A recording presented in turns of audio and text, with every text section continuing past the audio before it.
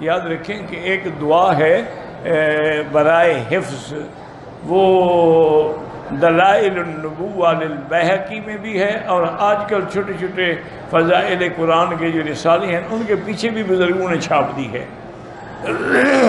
وہ دعا ایسی ہے ماشاءاللہ جو حضور نے حضرت علی کو سکھلائی تھی رضی اللہ عنہ، اور فرمایا تھا کہ ایک جمعرات، دو جمعراتیں، حتیٰ کہ آخر حد 7 جمعراتیں ہیں، تم اس پر عمل کر لو تو پھر زندگی میں کبھی کوئی چیز نہیں بھولو گے۔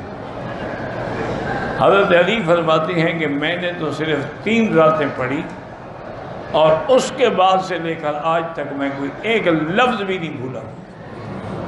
تو وہ جو لوگ قرآن پڑھ رہے ہیں، حفظ کر رہے ہیں، یاد کر رہے ہیں، یا جو طالب العلم ہیں، حدیثیں پڑھنے والے، دین پڑھنے والے، ان کو چاہیے کہ وہ دعا جو ہے کتاب لے لیں، ایسے تو یاد کرنا مشکل ہو جائے گا۔ وہ شروع ہوتی ہے اللہم ارحمنی بترک المعاصی ابدا ما ابقیتنی وارزقنی حسن النظر فیما یرضیک عنی اللہم بدیع السماوات والارض یا ذا الجلال والاکرام۔